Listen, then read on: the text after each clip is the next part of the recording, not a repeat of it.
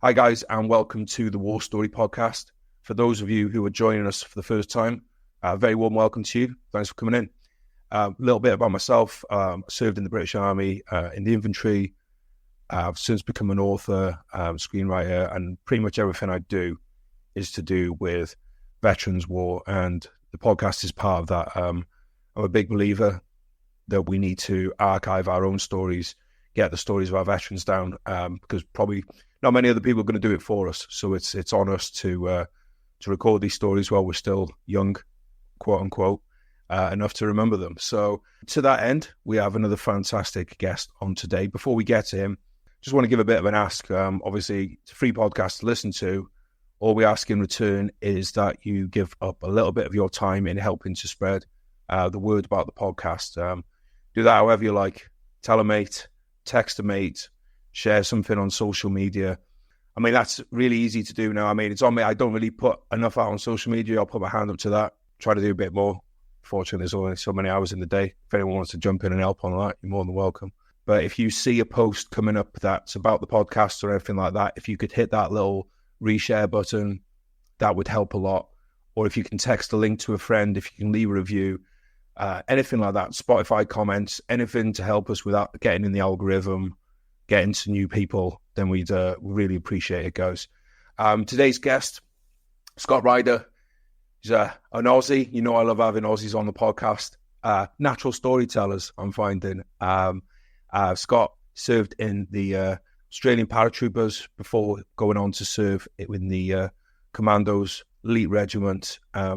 We've had one of their number on before, John Dixon, who had some cracking stories about their tours out in Afghanistan. Scott is he's no different. These stories absolutely blow you away. Unfortunately, obviously, a lot of the times with these stories, there is also a tragic element to that. Scott went through those kind of ordeals as well. It was really great guest, guys. Really enjoyed the conversation with him. And the great news is as well, is if you want to hear more from him, which I'm sure you will, he's also written a book, Forged in Fire. It's available on Amazon. I'll put the link down in the show notes. You can grab that internationally as well. There's an audiobook available. You can listen on Spotify Premium, Audible, those kind of places. I'll put the links for all these things down in the show notes, including how to connect with Scott on social media. He's given up his time to be with us today, so please square him away. If you can afford to, pick up a copy of the book. And if you can't, give it a share anyway, because someone you know might want to read it. Thoroughly recommend it. I've been looked at it myself, listened to it as well. The audiobook's great. So, guys, get involved, please. As I always say, I'll do this even if there's no one else listening. But you are listening. So while you're here, please give us a share and please support the people who give up their time to be on the podcast. All right, guys, that's enough chitter from me. Let's get into the podcast. Scott, welcome to the podcast, mate. Good to have you on. How are you? Hey, g'day, mate. Thanks for having us on, brother. Yeah, I'm good, mate. How's things? Things are excellent, mate. I'm looking forward to getting into today's episode. We've had one of your mates on before, John Dixon. Yep. So, just saying, maybe a bit of pressure, live up to one of our best episodes. So, there you go. Yeah, we'll see, mate. We'll see how it goes. Yeah. So let's get into the real basics, mate. Obviously, people might have picked up from your accent where you're from in the world, but where are you from specifically? Just tell us a bit about your background growing up and what kind of led you towards the army. Yeah, sure, mate. So I'm currently about an hour north of Sydney in Australia, as the accent you can probably pick up from. I actually didn't grow up in Australia or born. My father's Nepalese, my mother's Aussie. So I was actually born in Kathmandu in the 80s. So I lived in Nepal until I was about 12. Then my parents decided to, I suppose, growing up in the developing world in the 80s probably wasn't the best place to raise a young family. So my parents decided to move to Australia. So moved here when I was 12, mate, and did the normal schooling thing, played a bit of sport. But for me, and people often ask me this, but I'm actually unsure exactly where it came from. But I always knew I wanted to be a soldier. I think the idea of, I suppose maybe I was looking for some structure and some direction. And I think the move from from different countries, for a 12-year-old, I suppose, in hindsight, can be pretty disruptive. And but that definitely wasn't the reasons for me back then. I just always wanted to be a soldier, mate. I just wanted to join the army. And as soon as I turned 16 in 9 months, I went to the recruiting office and enlisted. And I think from about 12 to 17, I did Army Cadets, which I know you guys have a very similar over in the UK. So I did the Army Cadet stuff, which, in the 90s was pretty good fun. You got to jump out of planes and, shoot rifles and do roping. I think all I do now is fucking drill, but it was a bit different back then, yeah. So let's dig into that a bit then, mate, about always knowing you want to be a soldier, right? Because I feel the same way. Like, I saw that all I really wanted to do. Well, maybe not necessarily a soldier. Obviously, I wanted to be a fast jet pilot at some point as well, But as a lot of us do. But is there something to be said? Like, do you reckon warriors are born made? Is it a combination of both? Yeah, look, I think that's a really interesting question, mate. I suppose to answer that for the sake of brevity, we need to sort of understand, how we define a warrior, right? So firstly, I have my own opinions. I don't think that everyone that puts on a uniform is a warrior. I think building a warrior has a few key elements, and firstly, it has to be fostered in an environment that promotes the warrior mindset. So, putting your team first, yourself second, the constant pursuit of excellence, the grind and getting after it. And it has to be specific to your job, so it's really hard to have a warrior culture. I think we're obviously talking military specific. It's hard to have a warrior culture when you're in a support battalion, where your job is not to take the fight to the enemy. So firstly, I think a warrior culture has to be generated or, has to stem from an organization whose purpose is the application of violence, because warriors apply violence. So yeah, look, I think the warrior culture, I definitely don't think warriors are born. I think that the right type of people can find the right type of organizations where that is fostered over time. I think you can train anyone to do anything, but it takes a certain type of person who willingly puts themselves through, let's be honest, fucking at times utter misery for the sake of doing a job that most people don't want to do. So in a long-winded way, Ro, to answer your question, I think that I think it's a part A and part B. I think it's both.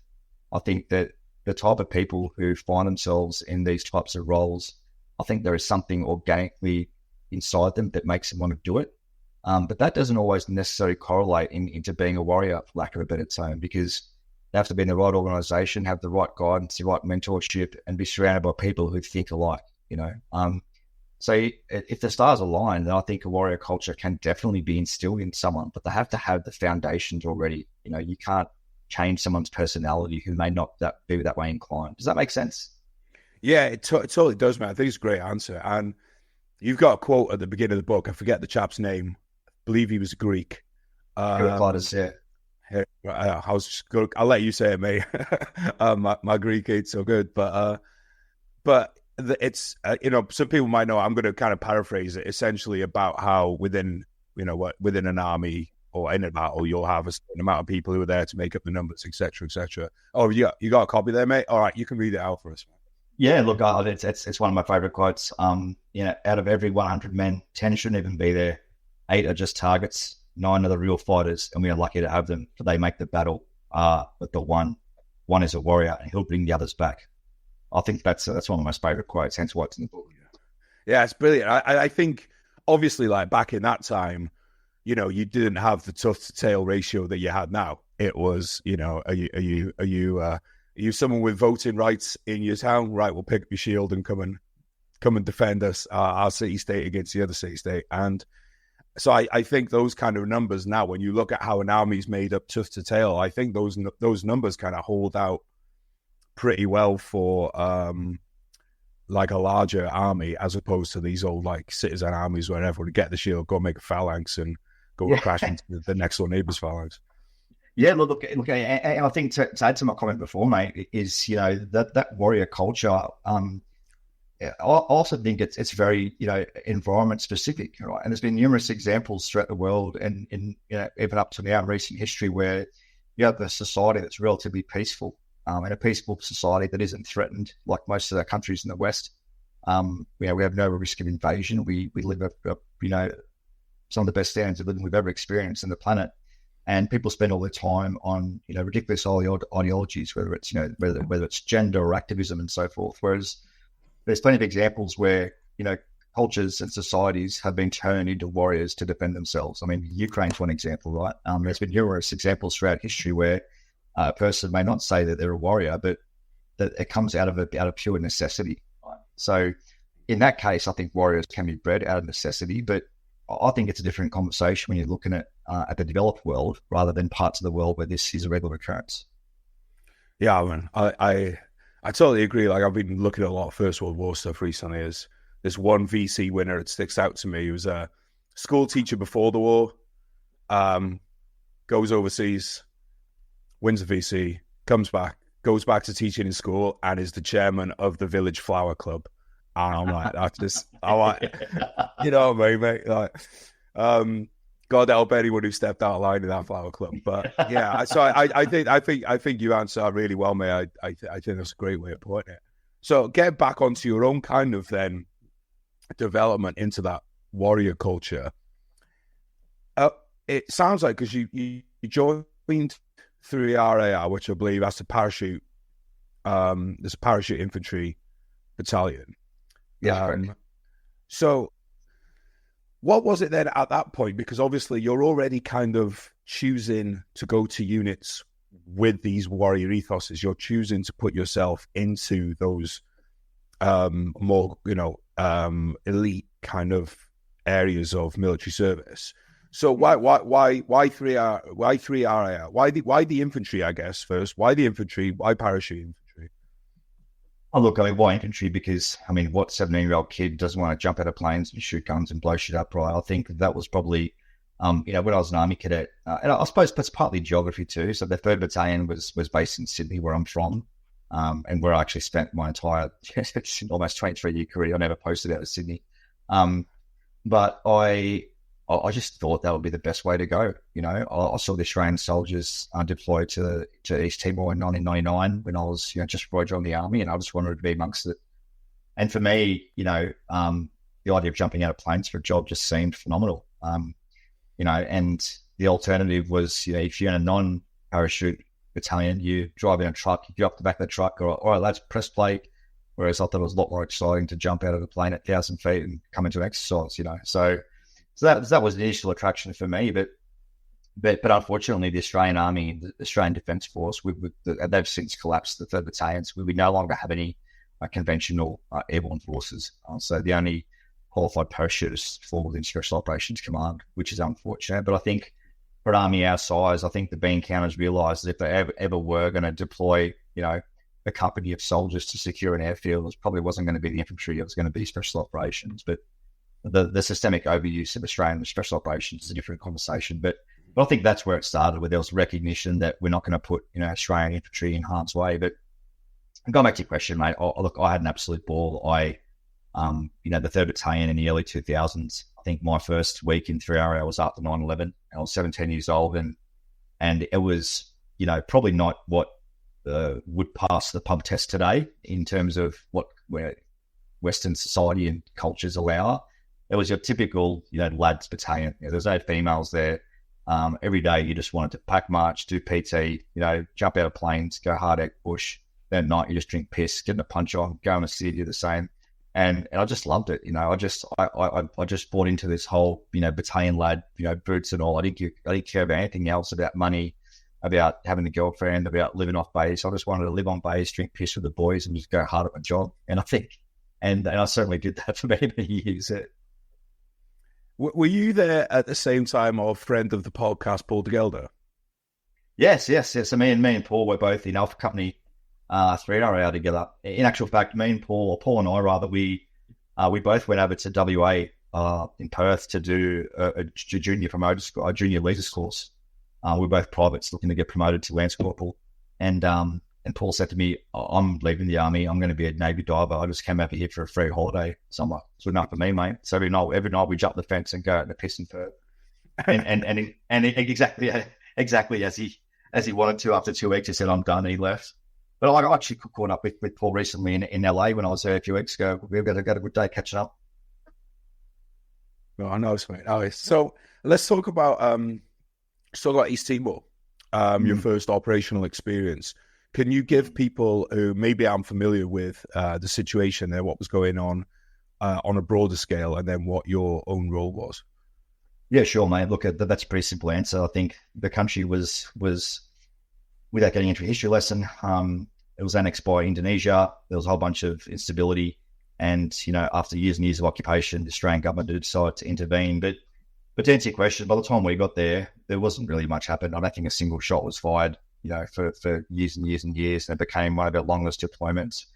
But I think it was good for the Australian Army to sort of to test what it's like to force project and to actually be deployed, because we hadn't really done it since Vietnam. We had small contingents in Somalia and Rwanda, but small contingents, of Air Force and special operations in the first Gulf War. But the Australian Army had never really deployed. So I think it was a really good test for all elements of the sort of defence ecosystem before 9/11.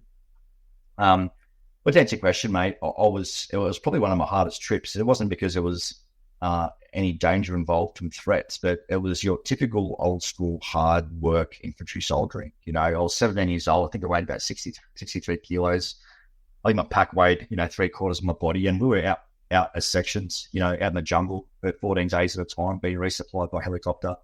And for me, it was a real baptism of fire, not in the sense of being shot at, but just by being a constant fuck up. I was a 17, just an 18-year-old new guy, or lid, as we call it in the Australian Army.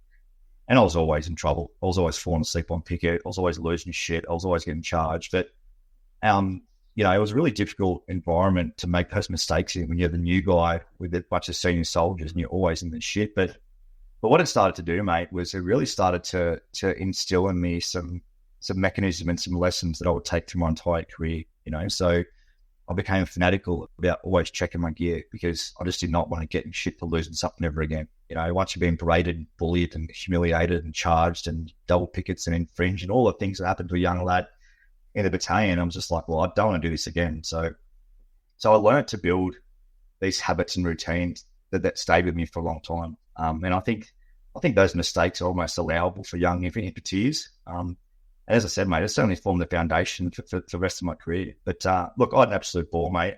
It was physically hard. It was hard because I was always in the shit, because no one else's fault except my own. But I really do think, mate, looking back, it formed the foundations of my classic soldiering. Like I used to always say, mate, even in my last few years within special operations, is that there is nothing that we do in SF that abdicates the responsibility to maintain our basic infantry skills. Everything is an extension of our infantry core skills.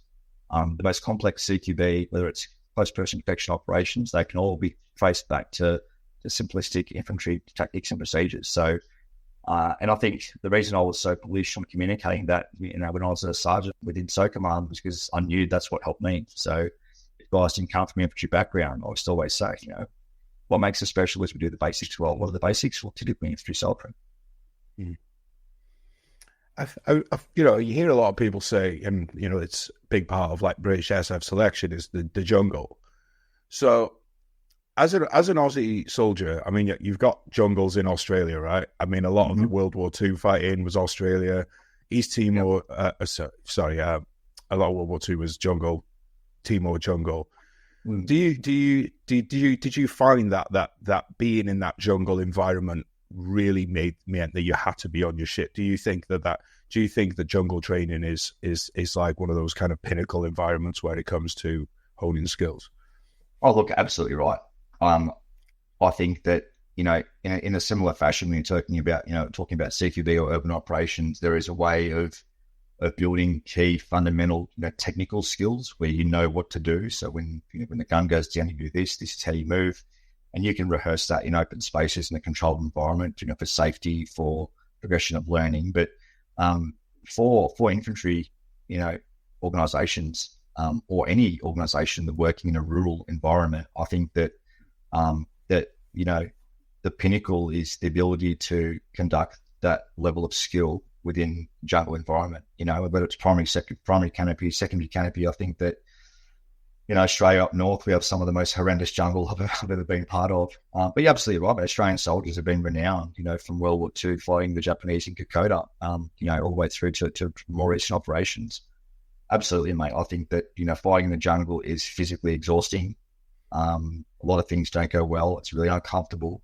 And it's, you're talking about really, really close quarters engagements as opposed to your prolonged distances. So absolutely, mate. I think it is essential. And if, any ground tactical element, regardless of what their origins or where they're from, if they haven't been battle tested, within the jungle, I think they're falling short. So in terms of your career then, what was the next kind of big move after Timor? Yeah, mate. So I did Timor, came back, and I did a bunch of specialist courses. I did a mortar course, which I didn't necessarily enjoy. We did a bunch of exercises. Then I really wanted to go to our reconnaissance platoon. So within the 3rd Battalion, when it was a parachute battalion, the only platoon that did square canopy, static line was the recon platoon lads. The rest of the battalion did your 1,000-foot static line. So for me, it was the pinnacle of infantry soldiering to go to reconnaissance platoon 3 area. We're jumping out of planes at 10,000 feet at night, in small 4-man teams, 4-man patrols. So I really wanted to do that, mate. So I trained and did that reconnaissance course. I think that was in 2005 or 2004 maybe, but I think that course was for me almost just as hard as my selection course for SF because there was, you didn't have the big build-up and the big psychological barrier that you had about going on SF selection. It's just a course that you did that was hard. So in that sense, it was easier. But I think physically, we were working in 4-man patrols, the full mission profile, which is the last phase of the course. I think it was like 15 days in state forest down in southern New South Wales. And you were just living in creek lines, living in thick bushes, constantly getting bumped, constantly breaking contact, and really heavy packs, It was really the pinnacle of all your conventional infantry soldiering. It was all the basics done again really, really well. So I did that course, mate. And then I got posted to recon platoon. Then I deployed again to Timor in 2006 when again Timor flared up. But the first sort of 5 or 6 weeks of that Timor trip was really, really good. I really enjoyed it. That we had a complete autonomy. The only people in the AO were special operations or 3RA recon platoon. So we were out doing our thing in patrols. Once again, weren't any shots fired, but we had, obviously we had claymores out from our OP, out to our LUP and block the enemy approach and so forth. So, I mean, it was a real deal just because nothing happened. And, but for me, mate, that was also the first time I got exposure to special operations. For example, if we were doing a recon task, we'd see something and we'd call it on the radio and the response was always, yeah, Roger, stand by, don't go anywhere. Then we'd see an SF element come clean it up or come conduct a task or a raid. So for me, really early on, I felt like a little brother looking over the fence. I'd worked hard and I'd tried, all I wanted to do was be the best at this job. And I felt like we weren't given the opportunity because everything just got sent to the SF guys. So that's the seed was planted for me to go SF and, and to just some other things too, mate. Like, the first 5 or 6 weeks there, we established with the SF guys, a helicopter port, which ended up being one of the operating bases. And, it was just, we were living out of our packs where there was just eating rations. And I remember we went out on this 9-day patrol and then we came back and all of a sudden there's a bunch of warrant officers running around telling people to roll their sleeves down and blouse their boots and you need to get a haircut and, you need to unload and go to load. And I've often commented about this, people who are not really used to handling weapons like most people in the army, for those people who aren't in defense and they think that everyone in the army fires weapons all the time, I can tell you right now, that is not the fact. There are some jobs in the army where you see the rifle once a year and you can barely hit the side of a bar and you get a tick in the box because you're a clerk or you're a dentist, right? No one gets to shoot, you can shoot, you're just ticking a box. We then had these people where when there was no rules, everyone stayed at action in the action condition, magazine, the weapon, there's a round of a chamber, so had to catch it unsafe. All of a sudden, these rules started coming in. If you're going on the front gate, you need to be at load. Then in this part of the base, you need to be at action and unload. So you had all these fucking poor dudes who barely touch a gun. And, when they're tired at 3 a.m, they're trying to load their guns. It was just negligent discharge, going off left, right, and center. It became fucking dad's army, So when all that stuff started happening, we came back off a large patrol, absolutely exhausted. And, one of the guys was getting pinged by some truck driver warrant officer because his boots weren't placed on properly. So his pants weren't bloused properly. And I just thought, what the fuck am I doing here? I'm done. So I put in my special forces application while I was in Timor to commence early 2007. Yeah, I think dickhead, pogues, remfs, whatever you want to call them, have probably done more for like SF recruitment than anything else in the world. Like, Oh, I'm just for driving blokes out of the army as well. It's usually one direction Yeah. or the other. I mean, leaving or gonna go try go SF. So with this timeline, like big picture as well. Like obviously, Iraq's happened, Afghanistan's been going on. Is the scope for are you kind of looking at like big picture operations outside of East Timor as well, and saying if I want to get to any of these things and do anything, it's going to have to be SF? Absolutely, yeah, 100%, mate. I think I remember the year, I may get the year wrong. I think it was 2004 when during the initial invasion, when there was the big battle of Fallujah, the first battle of Fallujah. I remember watching the news at night and watching, US infantrymen, US Marines, just, close quarter fighting in Fallujah for days and days. And we were on some exercise, shooting blanks. And I just thought, like, what are we doing here? Australia's never really done anything in Iraq. I think the Special Air Service had a role initially after 9/11, but particularly for the conventional forces, our role was always in an Overwatch battle group or in some type of diplomatic protection at the Australian Embassy. So the Australian infantry really missed out, mate, on over a decade of fighting where they really could have sharpened their skills. And I think for a lot of us, mate, it was almost embarrassing when we spoke to our UK or US, partners, because I think everyone knew that we weren't doing shit. We weren't really, contributing in a meaningful way. Obviously, war's extension of politics, and there was political reasons outside of that. But as a young digger, you don't give a fuck. You're trying to get amongst it, right? So. I think that in itself pushed a lot of people from conventional infantry or conventional forces towards special operations, because there was a recognition really early on that if you wanted to do this shit for real, that you had to go SF. And was SF during the War on Terror, did it expand in size as well as kind of scope, or was it the same kind of peacetime size that everyone's trying to get into? Look, I would probably say that the army probably did grow in numbers. I haven't looked this up, so please don't quote me on it. This is my observation, but I think there was certainly more people joining with the understanding that there was an opportunity to go do this real time. Yeah. So speaking for yourself, then, when you went for it, I don't know how much you're allowed to talk about selection process and things like that, but. If you can tell us anything about it, could you just give us a rough overview of maybe like what selection looked like and what you found the hardest? Yeah, sure, mate. Look, I think the selection story for us is pretty similar. We've got two full-time special operation units here in Australia, the 2nd Commando Regiment in Sydney and the Special Air Service Regiment in Perth. And very recently, I think it was only last year, the year before, that we've gone to a joint selection model very similar to UKSF. But up until that joint selection model, there was 2 separate selection courses, and it's the typical stuff. I think my selection course was 4 weeks. It's a lot shorter now, but back then it was a selection and training course, so it was your selection and your rural tactics course in one. And it was the typical stuff. You got beasted, a lot of PT, you didn't sleep a lot, carried a lot of weight. A lot of guys hadn't prepared and pulled out. There's nothing really unique about our selection except the fact that it's just as miserable as your other fucking selection, of course there is. But for me, people often speak about selection as the sort of, the entry point into a unit. And that's pretty common, perception for people to have who have never done it. But, selection is probably the easy part. What comes next is a 13-month, reinforcement and training cycle, where some courses are just as physically hard as your selection course, but you're learning as well, So, after selection course, you enter your SF weapons course. It goes for 2 weeks. We learn all the different weapons, because obviously we have different weapons to the conventional army, similar to what you guys have. You guys have the SA-80 bullpup. We've got the piece of shit Steyr bullpup.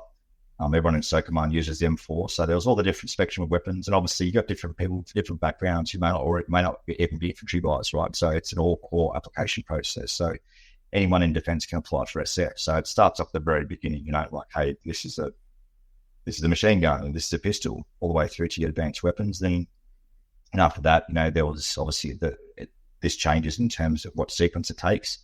But for my reinforcement cycle in 2007, it was SF weapons. After it, there was the Commando selection training course, then SF weapons. After that, it was amphibious operations course. That's 5 weeks. It's been fucking miserable and wet.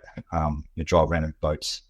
Then had our special operations roping course, which is another 5 weeks. That's all your roping, ascent, descent, blast roping, etc., etc. Then there was the demolitions course, demolitions and breaching course. Then you had your advanced close quarter battle course, which is another 6 weeks. And so these courses, then your parachuting course, and your advanced medics course. So these courses, it just compound. It just doesn't stop. After about 6 months, you're just absolutely fatigued. It's the fatigue, not necessarily the physical fatigue, but of constantly being under assessment, constantly being, and we had guys that were still removed, 9-10 months into the training cycle. They've done selection, they've done 9 months of training, and they just weren't at the standard. So there was that constant fear of, who's getting been next. Is it going to be this course or the next course? Yeah. All right, so you'd still have guys like washing out even that far into it. That's like, Yeah. what about when you get to a unit too? Because I've heard people talk about like essentially a lot of places just have essentially like a probation period for a couple of years too. So if you get there and fuck up, then you might, you're still, even once you get into I don't know, do you guys call them squadrons? Like once you get into one, squadrons, like, so once you get to a squadron, you're still on assessment for. Well, maybe. Are you even on it just forever? Like, is there ever any time where you're not on assessment? Yeah, look, I don't know if any unit has that as a hard and fast rule. I think that by the time it gets to a person being posted into a squadron, they've already been assessed and selected by their peers. So the whole idea of a special operations unit and how it can maintain its culture is every single person in that unit has complete buy-in into firstly who their peers are in that unit and who their officers are too. So officers don't just select officers. You can have a private operator who's going to be assessing an officer candidate. So everyone has buy-in. So, but the only organisations, as I said before, outside of Australian police tactical groups, where you directly choose your next replacement, your teammate, and your next leader. And that's how you can maintain the culture. Whereas in conventional forces, you go through a training pipeline, get qualified, then you get posted to a unit. So that receiving unit doesn't really have any agency or authority over who they get, right? So. But for that reason, mate, I think by the time guys come to squadrons, there is definitely a phase of what's this guy like? Let's see how he goes, but it certainly isn't, there's no formal assessment after 12 months to keep this guy around. I think there is a strong willingness from the new operator to be accepted in the organisation, and those guys work hard even in the first few months in the unit because they know that they're being watched. But there is no formal process to assess dudes, once they're qualified and posted into a troop. So once you were in your squadron, then how long was it before? Or actually, I should ask: had the squadron already been going to Afghanistan at this point, or when you get there, when's your first kind of stand up for Afghanistan, and had anyone done it before? Yeah, good question, mate.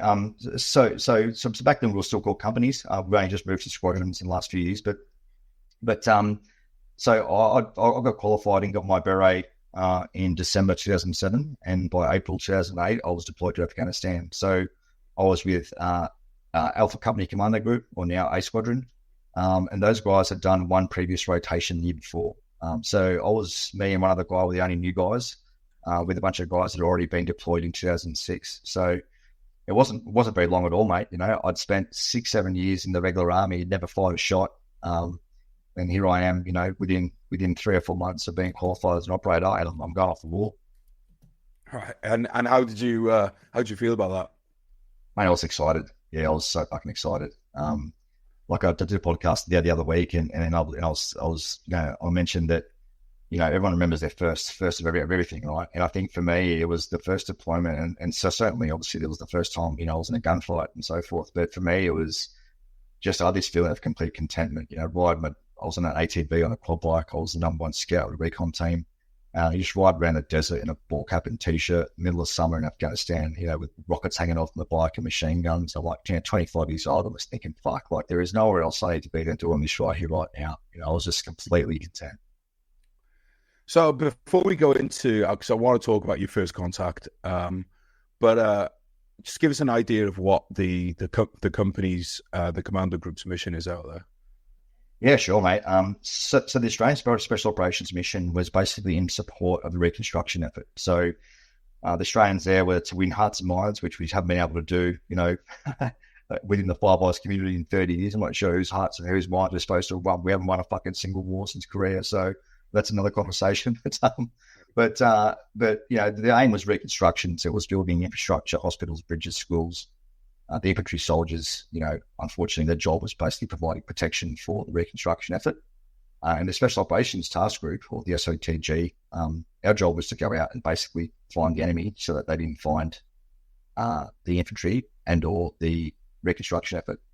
So if it sounds loose and vague, that's exactly what it was. I think the term they come up with was disruption operations. So in 2008, we had two main jobs. First one was to disrupt key Taliban, infrastructure areas, which basically meant we just drive around in a convoy of vehicles until someone shot at us and we get in a gunfight until we won.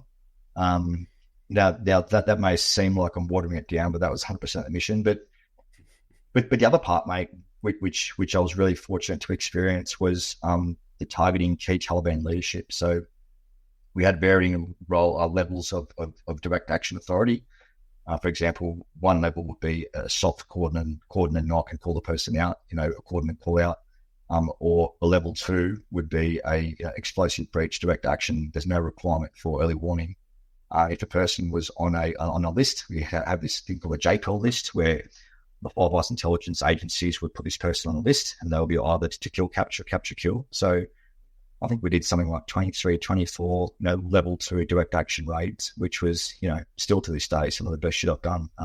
It would typically involve us, driving out for a day or two in the middle of nowhere, park up their vehicles into like a harbour, leave some guys with their vehicles, and then we'd start walking, and we just walk all night, get to a compound at 3 a.m, then explosive breach the walls, the gates, the building, gain entry, engage, kill, or arrest the people we needed to, then leave. So it was your classic special operations, and I think I often have these memories of, it was actually when I first saw the movie Zero Dark 30, that scene where they're approaching the compound, and you just see the lasers over every door and window as the guys are making an approach. And when I first saw that, it just took me back to all the countless times, I've been under my old green NVGs walking towards the target building, and just lasers bouncing off all the windows and doors, So it was pretty fucking cool, man. Yeah, I really had a ball.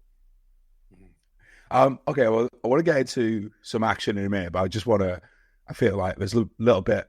One, I know we have some kit pests listening, those kind of perverts who are really into gear. So let's give them a little bone here. Let's toss them a little bone here, mate. What kind of equipment are you using then, like personally, and any kind of specialist equipment that you think a kit pest would get off on?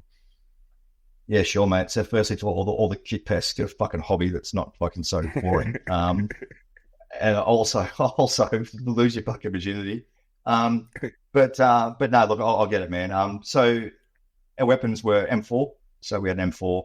They were a prime weapon system. For pistols, we had USP, HK USP. Other weapon systems we have, in the recon set, we had MP5 SDs, so you suppress MP5 variants. On our ATBs, we had Mag 58, 7.62 machine guns. We had 6.6 rockets on the bikes as well. Also had a 40 mil, or I had a 203 tube. We had the dual NVGs. I think in 2008, SF were the only guys that had dual nods. I think infantry still had single nods back then. And the vehicles had 50 cals, Mark 19s. 81 mil mortar, 84 Carl Gustav. But yeah, I think it's about it, mate. All right, mate. Let's get a good war story then. So, what was your first time getting into contact? First time after 8 years now in the military, getting rounds down. How was it?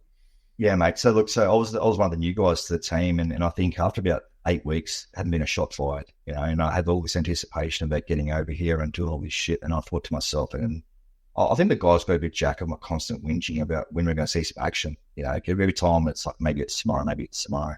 It just never happened, and I remember lying in bed one night thinking, it's just my luck, I'm the first person in the history of the Special Operations Task Group of not getting a gunfight. I'm like, this is fucked, something must happen soon.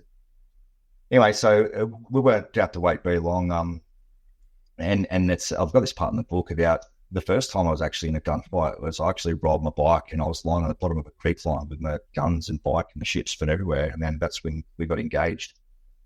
So certainly it wasn't the way that I always pictured in my mind, where I'd, scream out, take cover, run to cover, and start putting rounds down. I was literally lying on my back with what I thought was broken legs. I couldn't even find my gun. So probably not ideal, but I just remember thinking, the first thing I remember thinking was how much, being shot at sounds like being on the range. So I'm not sure what you guys call it in the UK. I know you've got the same, but you've got your open sort of range. You've got the butts party, where you go into the dug-in part and lift and lower the targets. And we got some of those ranges here, and you always stand there and you can always hear the crack and the snap, of the rounds coming over your head. And the first thing I remember thinking was how much this sounds like being at the butts of a range, which sounds silly, but that's the first thought in my head.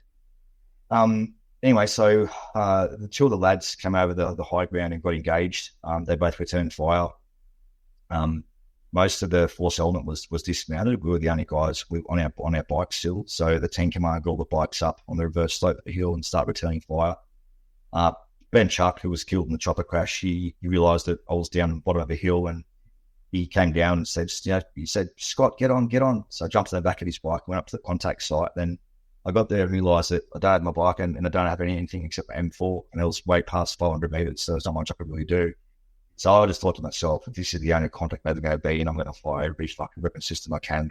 Looking back now, I was very immature, and my team commander told me to pull my head in, but I went and fired, fired a Mate 58, saw some fish run around a compound, I fired an 84 rocket at it, a 66 rocket at it, and I just went nuts for about 5 minutes, and then the team commander told me to calm the fuck down, so I did. But that was my first contact, mate. I wish it was more glorious, and I wish I covered myself in glory a bit better than that. But it was it's one of those things. I was so excited, all this pent up energy and all this excitement, anticipation. I did everything wrong. I wasn't calm, I wasn't composed. I was shaking too much. I didn't check any of the sights of my rockets. I just did a bunch of dumb things. But I think that, like anything, I think, being in combat is an experience, and the second and third time I was better at it. I was better the fourth time each time, So it was a baptism of fire, but not quite the way I would have wanted it, mate. Yeah.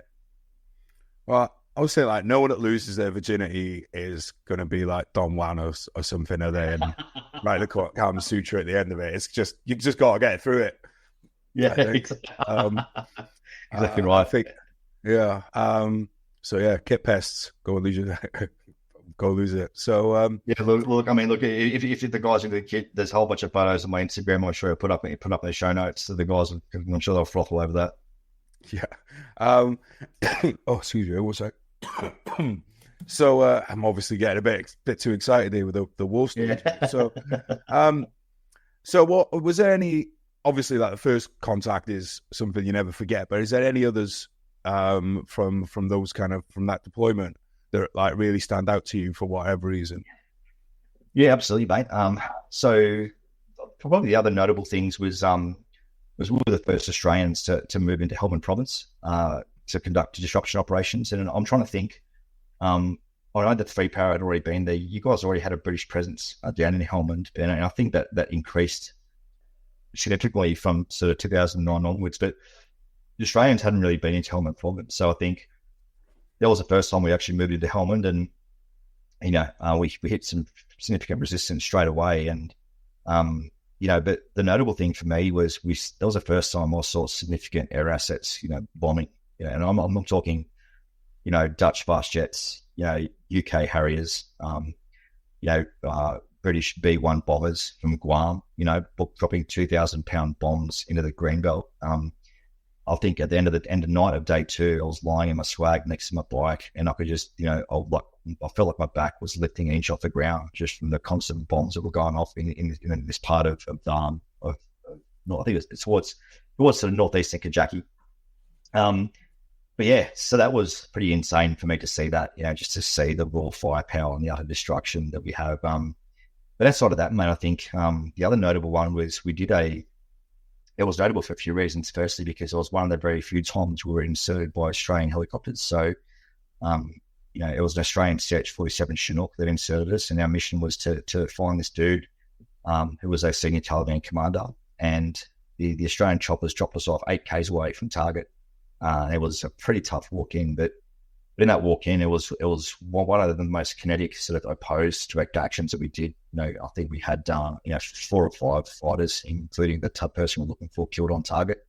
And that was the first time that we saw, conducting urban clearances and all our drills actually coming into play, and just how important it is to all these principles that we teach continually to our operators, it was all validated on this day. When you're moving through a doorway, what to do. When you move through a gate, what to do. What does this person do? And the amount of time that we had training under NBGs already in Australia certainly helped us out and came into play. The first time I saw the enemy dead up close to, there was 4 dead. One of the teams conducted a clearance, threw a grenade and cleared this compound. There was a bunch of dead dudes, and I came in through and helped with the fight back. And there was, you could see the first time I saw the enemy up close, looking at the ripped apart bodies and the smell, and like, fuck, this is what the bad dudes look like, So that was pretty notable for those reasons, mate. Yeah. So just to kind of get a better idea of this target, is it like a small kind of collection of compounds that you're working through, or a single? Yeah. So it was actually a fairly significant cluster. There was three main compounds where the target building was inside. The main target building was surrounded by about a 5-foot wall. About 50 meters to the northeast was another large compound inside that had about 15, 20 rooms. So it wasn't just the team who managed to get the jackpot and was conducting the actual task in that compound. There was, a whole bunch of villagers and fighting age males running around the compound as well. So there was a lot going on, And what's something that, like, you've mentioned the amount of training you did and how that benefited you, but what's something that you learned on these missions that you hadn't that you didn't feel prepared for, that you had to kind of adjust to quite quickly, if anything? Yeah, absolutely, mate. Confusion and restraint. So, they're saying no plan survives H hour. Well, that's 100% correct. You come up with all these plans and you rehearse, we're going to get off the helicopter here and we're going to rush to this compound and you're going to make entry to the northeastern gate. You're going to clear in a clockwise direction and the other teams doing this, other teams doing that. Then you get there and the helicopter landed at the wrong LZ, it's completely disorientated. There's no wall there. There's now an aqueduct, a creek line. One team's gone the wrong way. So it is the ability to adapt when things go wrong instantaneously, which I drastically underestimated. And the second one was restraint. My biggest fear throughout my entire career, whether it's particularly overseas and even in training, wasn't being hurt or being killed. It was me shooting one of my mates. And for people who don't, who aren't in this world, that they may be surprised by that. But the amount of times I've been in an assault or been in a gunfight, particularly at night, where, I've put my gun or my laser or my sight on something and I've just gone through that period of IFF. Like, is this the person? Who is he? And the amount of times that it's been, an operator that was moving in the wrong direction or just was disorientated or just through part and parcel of being in an assault was in the wrong place.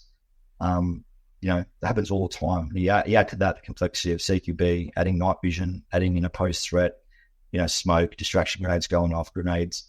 So you can start to see how it is very, very easy to make a mistake. So my biggest fear was never being killed. It was me making a catastrophic mistake and shooting someone I shouldn't. So they were the big, big takeaways for me. And they're lessons that I've certainly carried on through the rest of my career. And so they've shaped a lot of the activities that I designed when I was an instructor at a schoolhouse before I left the Army. So there's a lot of movies involving troops kind of going in and out of contact, on intermissions on helicopters, right? Thinking about Predator with them playing Long Tall Sally in the back, on the blue box. And then you got Black Hawk Down and the Ryder the Valkyries and all that stuff. What's the atmosphere like on the back of a heli as you're going into an op, and what's it like on the way back? Look, I suppose it depends. I'd say most of the time on the way back, you're tired, sleeping. On the way in, there is a how do I word this? This is a really good question. I was already asking this before. I never really had any feelings. I never really thought about, I never had songs playing in my head and type of shit. It was always, you always think about the job. I think this is what some people, sometimes don't realize either. Like, they'll see a guy jumping out of a plane and think, that'd be so good, jump out of a plane for your job. And it's like, yeah, it is. But that guy isn't thinking about how cool this falling out of the sky. He's thinking about, where's my target? Where are my teammates? Is my rifle falling off? Where's my map? Once I land, what direction do I need to go out? What are my actions on? I hope my radio's on. What are the freaks again? Like, there's all these things going through your mind. You never actually just get to sit there and say, hey, I'm flying in a helicopter in the target. And the higher up you go in rank, the more responsibility you have. So as a junior operator, you're thinking about your individual job, whereas Being a team commander in our hostage rescue team here in Sydney, you'd be doing an exercise in downtown Sydney, flying around the helicopter in the harbour bridge, and it's like, hey, this is cool, but I'm not looking at you. And I'm looking at, trying to listen to my comms, I've got 2 earpieces in, looking at my map, looking at my GPS, where I need to be, what are my tasks. So you never really get to enjoy it, is the point, I suppose. And like you're saying, on the way out, then you're fucked, and you just literally fall asleep. Yeah, just sleep. Yeah, man. Yeah, especially at night. The night Ryder in flights back, everyone's just sleeping. Yeah, no, it's fuck. Mm-hmm. And are you working out of one of the bigger bases or like a patrol base? Like, what's your, like, when you're not out on going out on these direct actions, where are you kind of like living and admitting yourself? Yes. So the Australians were at multinational base Tarin Kowt in Uruzgan province. So there was a large multinational base, predominantly Australian and Dutch, down there. And we had our own camp called Camp Russell, named after Sergeant Andrew Russell, who was one of the first person killed in Afghanistan. And that camp was for the Australian Special Operations Task Group, which had Force Element A, which was Specialised Service Regiment, and Force Element Bravo, which was Commandos. And what is life on base like for a rock star in the Special Forces? Mate, honestly, I'd like to sit here and say that life on base was not as good as you thought it is, but I'd be 100% lying. It was fucking solid. We'd roll around in shorts and singlet, dudes with beards and fucking long hair. I think we used to get food. We had grilled crocodile and seafood. We used to get seafood shipped in from the UAE. Oh, I'm not fucking lying, mate. Mate, I remember we did this job when we were going into somewhere with 4-2 with Royal Marines, with your lads. And those boys flew in and were living on the side of the HESCO out on the airfield. And me and my mate Ben Shark, we were going to zero some guns on our range. We knew that the Marines were on base somewhere. And then we saw all these fucking hoodgies and tents being set up against the HESCO at the baking sun. I looked at them and I said, no fucking way they're keeping these poor lads there. So we rode our bikes over and it's like, hey boys, what's going on? You guys here to work with, Class 466? Like, yeah. All for chunking. I said, let's go for a drive, mate. So we went back to the mess. We just got 5 or 6 tubs full of chocolate and cold ice Powerades and Cokes, and the boys fucking followed. But we did get treated really well, mate. Yeah, that's probably one of the perks of where we could drink beers whenever we want. We had our own little back deck. We had our own mess, own rec room. It was really good, mate. There was no. I think we'd see the RAR boys. They'd be walking around in their helmet or their body armor and shit on base, and it's just we had to do none of that. So we're real lucky in that sense, yeah. Yeah, not jealous at all, mate. So when you did this first deployment there, are you noticing, like, because obviously you're saying you go down to Helmand, did you feel like the commandos were kind of not eased in is probably not the right word because there's no probably easy job, but are they kind of seeing what you're capable of and giving you more and more increasing tasks? I don't know if that would be through JSOG or who would be doing this kind of giving you more and more missions over time. Look, I don't know, mate. Like I said, my I was a private, so I've right. Exactly in terms of how these tasks were disseminated. I didn't don't really give a fuck, to be honest. I actually have no idea about how these tasks came about, mate. So I'll be talking out of my ass here if I tried to answer that. Yeah. So on that first deployment, then I should ask as well how long your deployments were. They were 5.5 months. Okay. So is there anything? How many deployments did you do altogether? To Afghanistan in particular. Yeah. I did 3 full length combat tours. I did about 8 or 9 personal protection jobs. Because so the second Commando Regiment has primacy for looking after 2-star or above in war zones. So that's a government general, prime minister, minister of defence. So those people get an SF close protection team for when they go to Iraq. So they did a whole bunch of those jobs in the Middle East as well. So anything else you want to tell us from that first deployment? No, mate, I absolutely loved it. It's everything that I thought it would be and more. Yeah. So when you got back then, what was the experience like of you coming back from like a war zone for the first time? Well, I mean, you've been to East Timor, but like your first time being, firing your weapon, getting stuck in with the enemy. Yeah, mate. I think I just moved in with my partner, who I'm still with now. We're married and we have a daughter. But what did I do? I was 23, 24. I think I just fucking sent it for about 3 months straight, just partied. Yeah. It wasn't, releasing stress or PTSD. I was like, had no responsibility. I was a private, and I had a shitload of money in the bank, and I had a whole bunch of leaves. So fuck else what I was going to do. I don't know. Some people buy houses and stuff, mate, but not that many of them. Yeah. Look, I mean, someone did suggest investing at some stage, but I was like, I just didn't listen to that rubbish, mate. I was too busy partying. Yeah. And like, what's the up tempo like for the Commandos? Did you know that you'd be going out soon? Pretty soon again. Yes. So we had 4 companies, and there'd be a rotation. We had a constant presence there. We have the full-time companies in the fighting season. Then our reserve counterparts would go there during winter. So we pretty much knew that, every sort of 15, 16 months you were deploying again. So, back then, Australian Special Operations, we didn't do any exercises except our own exercises to get ready for mission rehearsal to go back overseas again. So when I came back, I did the Special Forces Sniper course. So I did the whole sniper continuum. So that's your sniper course, your image capture and transfer, and all the other stuff that comes with that skill set. So that formed the first half of my 2009. And then the last part of 2009 was, guys would go away and do their promotion courses or their career courses or their supervisor courses, because there's always some course to do within the SF skill set, trade model. Then it was get ready to go back to Afghanistan again in 2010, which we did. So, brief us up on what that tour was about. A similar mission? Exactly the same, except that I wasn't in the recon team anymore. I was part of one of the 2 sniper teams. And our job was, as most snipers was to be the eyes and ears, provide early warning and precision fire solutions for the force element conducting operations on the ground. Any anecdotes that you want to share about the sniping? Yeah, the Barrett's fucking heavy, and I'd never want to carry it ever again. I think I was the smallest. I was the smallest guy on my team, so of course I had the Barrett.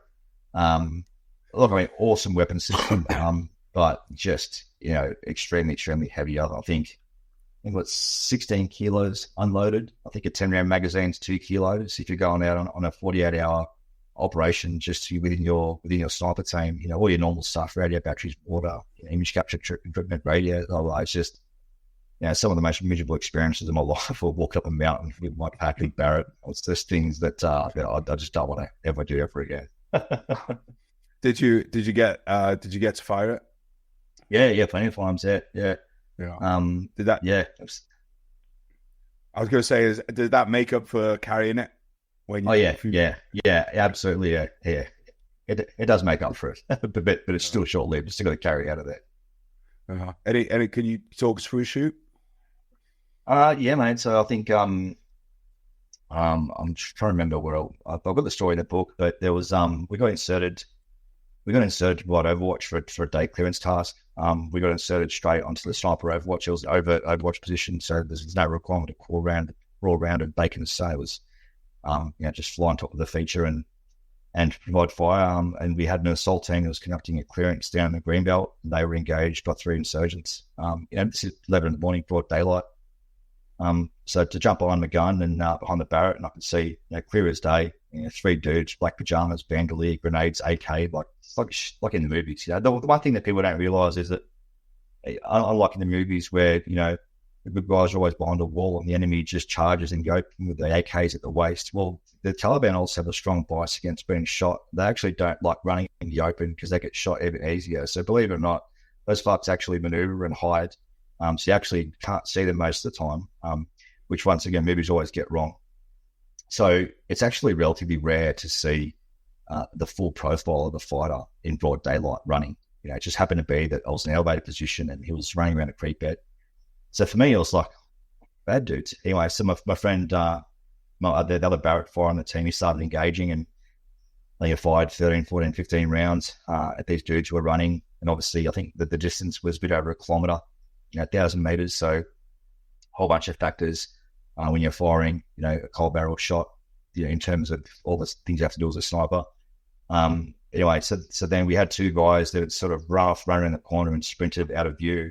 And I knew there was one guy around here somewhere. So we were already engaging, already fired. So I looked at the last point that I thought I saw him, found a rock, and I just kept firing at that rock until I was on. So for the shooters amongst you, I didn't have to hold off. It was basically, shot on, dot on with my scope at that exact range. So it would be easier to have the shot. And I just kept scanning left and right. I had my mate spotting on the scope, and he said, "Hey, I can see him. He's just coming around through his creek bed."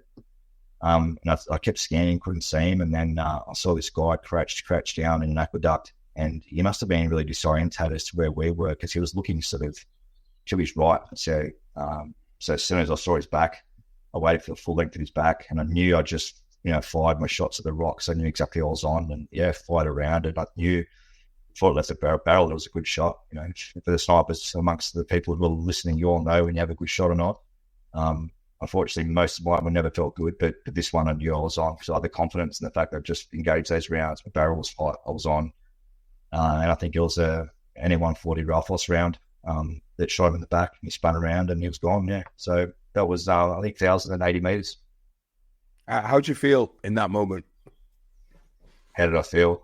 I remember one of the first interviews I did, I think it was for the ABC, this journalist asked me, and I'm going to give the same response I gave to you, because it's absolutely true. I mean, there's this thinking about, well, I don't like to do it. It's his life or mine, and I don't take any pleasure in it. And, war's nasty. I disagree. I fucking loved it, mate. It was one of the best days of my life. I was fucking exhilarated. Years and years and years. Like, how many countless hours of my life I've been laying in the dirt, slapping steel and turning my dials in the cold and the heat and the wet. And it's like, finally got to actually do it. I was pretty fucking excited. Yeah, I was happy, mate. I was stoked. And not once did I think about that's a human life, that's someone's dad, it's someone's son. That stuff's never occurred to me, to be honest. Yeah. Fair answer, mate. Fair answer. And, personally agree. And I think a lot of people do. And I think it's there's almost this like feeling of forcing people. But I've read books from like guys in the Second World War who have talking about when they were getting interviewed in 20, 30, 40 years later, and people, almost journalists, trying to pull that guilt out of them, and they're like, "No, it's felt good." Yeah. It's like when you say like with the feeling of it's like if anyone's ever played a certain sport or anything, is the way I put it. It's like where you hit something well, and it's going in the top right corner of a goal, or you've hit a drop goal or something like that. You struck something well. It's certain. And look, and I also think it comes down to, and I certainly don't mean to make light of people who do go to combat and who have taken life, who are affected by it, right? And I know, special operations is certainly unimmune to that. But I do think it comes down to a few things. It comes down to the intensity and the investment in your training, right? If you're a young lad and you join the army, do an 8-week course, and you're sent overseas, and that's going to be a very different experience to a person who's already been in the military for 10 years, who's gone through significant training, and who has not only, wanted to just be in the military, but has then pursued a special operations career and gone through a whole another screening and selection and training pipeline, so that the ability to withstand these instances increase because you've invested more into getting to that point, if that makes sense to you.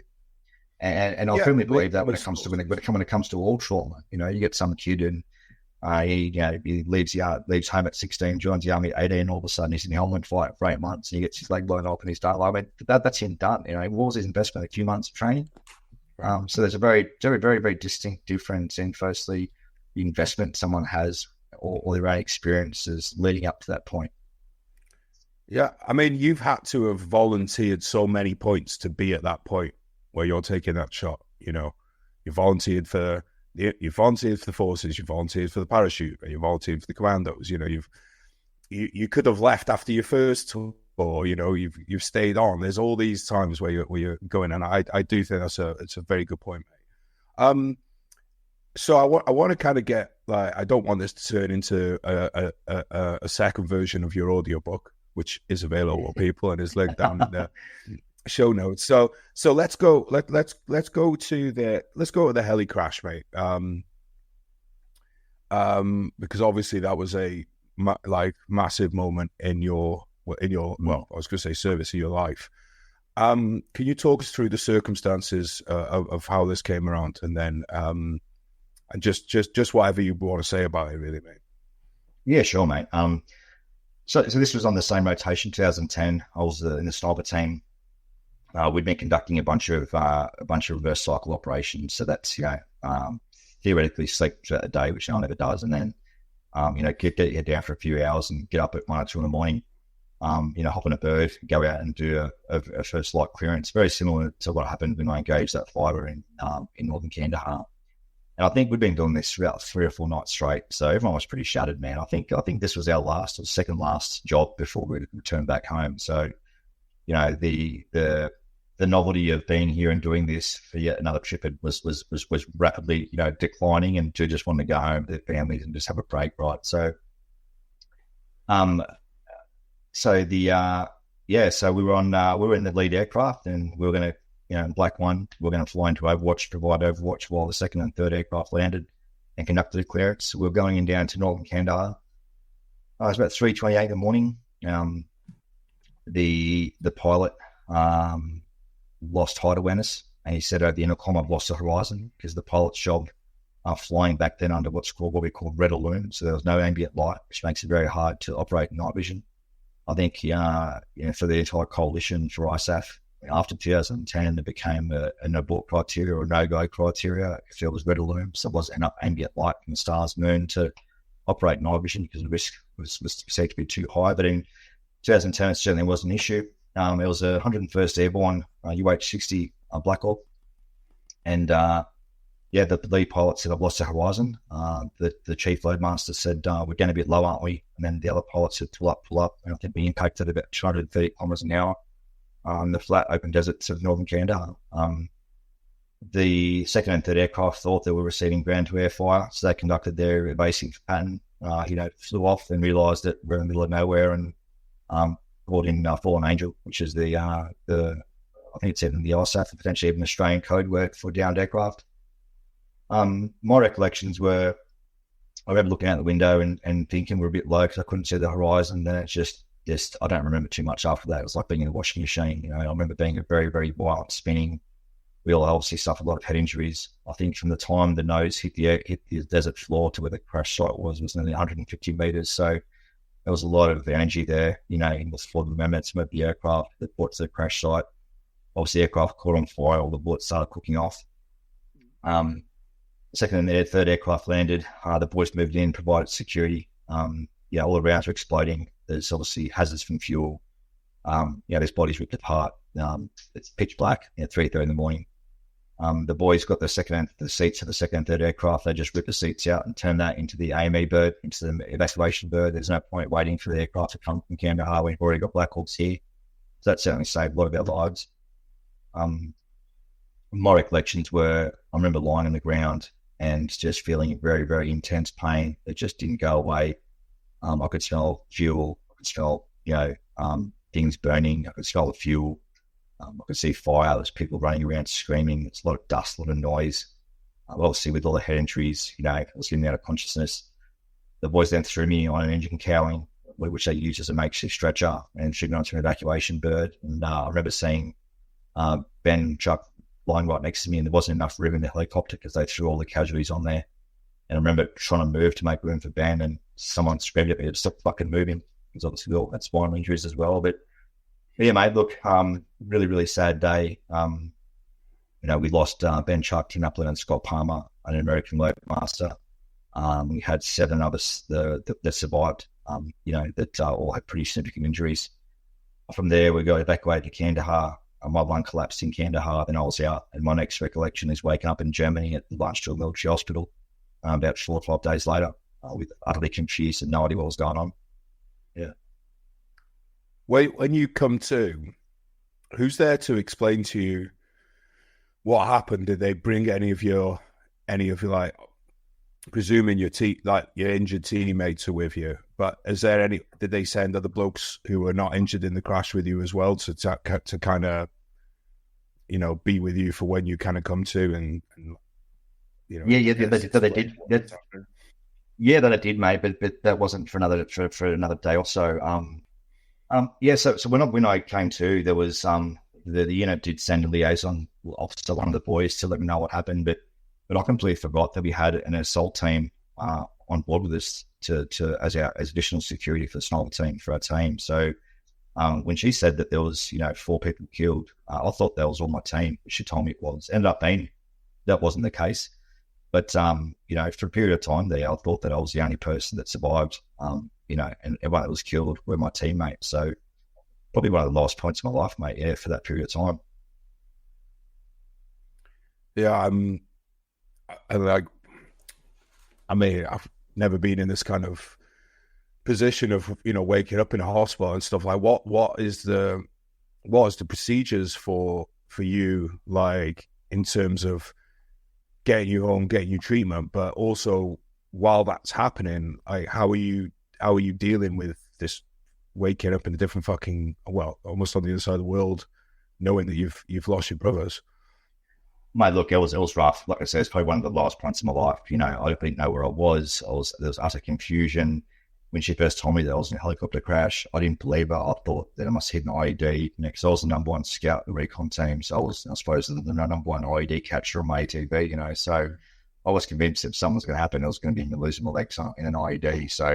So for me, mate, it was really a lot of confusion. I didn't understand. My last recollection was driving around the desert on a bike. I actually remember being in a helicopter. Right. So there's a lot of confusion. Obviously, a lot of painkillers, a lot of drugs, a head injury. So yeah, mate, it was the procedure was basically, that they flew over the boys from the company. The notification teams went around back in Australia, informed the families, the guys who were being killed in action, and all us guys who were wounded in action. And then the army commenced to move. So my next of kin was my partner and my mum as well. So that they flew, not as in my mum's next of kin, but my next of kin and my mum, and they flew them both over to Germany. Then I spent a couple of days in Germany.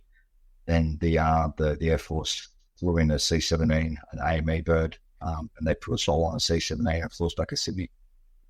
Wow. We don't have to cover all of it because I'm sure there's a lot to cover. But in terms of your road to recovery and getting back to the units, like, were there options like kind of presented to you of this is what we could do to get you back to service, or do you want to take a discharge, or how did all that side of things go? Yeah, look, mate, so back then it was fairly archaic, in terms of you had 3 medical classifications. There was like 1 is like you're done, 2 is you're good to go but need to wait, and 1 is like you are ready to go, you're fully deployable. So back then, even though some injuries, the main injury that I had was I broke my fractured my spine. So I had my spine fused, and I've still got 2 plates and 10 screws in my thoracic spine, keeping it all together. Because I had metal in my spine, they said that I could no longer be deployed. So that was, I didn't understand that because, my only real restrictions was no land parachuting. I couldn't understand why, just because I couldn't parachute onto land, why I couldn't maintain my job and do all the other things. There isn't the one insertion method that I can't do. But thankfully, a year or 2 after, I think defence came around, they brought in all these new medical classifications. They did a complete overhaul of how they manage people, purely because we didn't have the experience in the Australian Army. And then, so my new restriction was, fully deployable, but no land parachute jumps, amongst a few other things. So I was like, cool, I just won't jump onto land. I'll just do water jumps and let's go. But the road to recovery was pretty long, mate. I, obviously had all my physical rehab. I got chronically addicted to my painkillers, to my endone. So I was on and off that. I was partying a lot. And I think I was just trying to process what was happening, but for me, mate, the main thing I wanted to do was I just wanted my job back. I didn't understand why I was being ostracized and why, I was being punished because I got metal in my spine. Just let me get back to the job. And anyway, I was on my honeymoon in 2012 and I got a phone call from the RSM and he said, hey, mate, get ready. You come back to one of the companies. You're good to go. The Army's changed its review and they've done a full review and you're good to go. So I went straight back onto the counter-terrorism team. So the second Commando Regiment has primacy for Australian and offshore hostage rescue for Australian nationals. So in 2012, I went on Australia onto the domestic hostage rescue team. And I think my first day on the tools was conducting live fire aircraft recovery. So there wasn't much of a room to get ready to go again. It was, here's the MP5 and go. But yeah, mate, and after that, it was all smooth sailing. I did 2012. I spent the year on the hostage rescue team. And then 2013, I redeployed back to Afghanistan. Were you the only one to get back, or was there any others? Yeah, so one of the guys, he's currently still serving, but his injuries were too bad so that he couldn't perform as a service and operator, but he's really valued add in the whole development space. So he still works in the background using his skills and making sure the boys have all the right kit. But in terms of deployed in full capacity as an operator, I was fortunate enough to do so, yeah. I know the answer to the question, really. So, but it's out because from what you've already said. But when you got that phone call, and then when you knew you were going out on operations again, like, how important were those moments for you? Do you think? I don't know if like getting over the crash is the right word, because you never get over really losing brothers or anything, not fully, but for you personally, like how important was it that you were able to not leave Afghanistan with that being the last time you set foot in the country? Yeah, great question, brother. Mate, very important, very, very important. I think that I don't think I'll be the man I am today sitting here right now with you if I had not been afforded that opportunity, to be honest with you. Excuse me, I think my ability to have unfinished business, and I mean that in some type of macho-ish sense, like I'm going to go take the fight back then and be like, you fuck about that. I'm just talking about, I feel like it was cut short. It was so abrupt. And there is, as I'm sure there is in the UK, veterans, elements of the veteran community almost turn into being some form of welfare state where they become, they become victims of their own identity. And I think that I wanted to make sure that I went back to Afghanistan, firstly, because I love the job and I wanted to get back while the war was still going. But secondly, mate, I wanted to do it as a mark of respect for the boys who were killed. I wanted to go to honour them. And that third deployment, was it similar kind of operations to the first two? No, it was very, very different, mate. I think someone had decided that the war was won, we're going home soon, so everything had to have an Afghan face, and we worked a lot with our Afghan SF partner force. But, we had a few gunfights here and there, but it certainly wasn't to the extent of the years of previous rotations. And I think the main effort was retrograding, which is basically, a clever way of saying, let's just pack up and leave and do everything that we don't want. Because apparently the war was won and we left. That was the very last time that, that Australian soldiers would fill a role in Camp Russell in the Uruzgan province. How did you find working with partner forces there? We had dedicated guys who worked with the partner forces, so I didn't have too much exposure to them. But I think some were good, some were very experienced, but I think culturally they're very, very lazy, putting the minimum effort. And I think they could have done a lot better for their own country, to be honest with you. They had all the help and support that they possibly could have. I think for a lot of them, they just failed to take advantage of it. And I also think that, without getting too macro political, I think that, the one thing that, all these officers that spend all these years going to war studies and war college, one thing they tried to do was layer a democracy over an ancient tribally ruled area. It just didn't work. And it's like I keep saying, I had this conversation with a mate the other day. He was an ex-unit officer, and I said, you spent all this time, war studies and war college and doing all these things in counterinsurgency school. And I said, can you tell me once that it's worked? Like, give me one example where it's worked. Like, it actually hasn't worked once. So, anyway, I digress. So you weren't surprised by how things panned out in Afghanistan? Absolutely not. Look, mate, I never really bought into the politics of it when I was there. I just didn't care. I was told I was doing my job and I loved it. But looking back now, I just don't understand how this isn't just us, this is the whole Five Eyes, the whole ISAF, as a whole. Some very capable, intelligent people, just how we got it so wrong for so long. What the fuck were we thinking? How did we think this was going to work? It didn't work in Iraq. It hasn't worked in Afghanistan. This forced democracy model under Western, democratic ideologies, enforced by military bureaucracy. I think we need to find a different method, brother, because it hasn't fucking worked so far. Well, you know what, mate? If just keep on hammering it away, it'll work sometime. It seems to be the method. It always reminds me of like the Sex Panther thing. It's like 60% of the time it works every time. But it ain't even fucking 60%. So let's go to then like we'll kind of like, I just want to kind of quickly cover your final few years in the military, because you didn't leave after the Afghan tour. You spent a little longer. So let's just wrap up on your kind of military career, and then we'll get into kind of some of the Veterans Administration and that kind of thing. Yeah, sure, mate. So after 2013, I went back to one of the companies, and I think that the 2nd Commando Regiment, as it is now, which is Australia's premier force application unit, we have has primacy for domestic and global direct action and hostage rescue. There was still a lot of confusion about who does what within Australian Special Operations when it comes to commandos and specialist service regiment. So I think that from 2014-15 onwards was the experience of Afghanistan really built the foundations for where the unit is now. So for me, mate, I did a whole bunch of training exercises. We always seem to be away. 2014, I deployed to Operation Haywick, which was Australians' contribution to the MH17 plane crash in the Netherlands. I didn't do too much there except just party in Amsterdam, wait to get called in, which we never did. So that was a great trip. I'm happy to do more of those flyers again. Did a bunch of international engagements around the world, mate. Started to get into the whole personal security chapter, which I really enjoyed, which is providing close protection to Australian politicians in sort of Afghanistan and Iraq. And I really enjoyed the amount of agency and autonomy that you had as a junior operator, working in that space.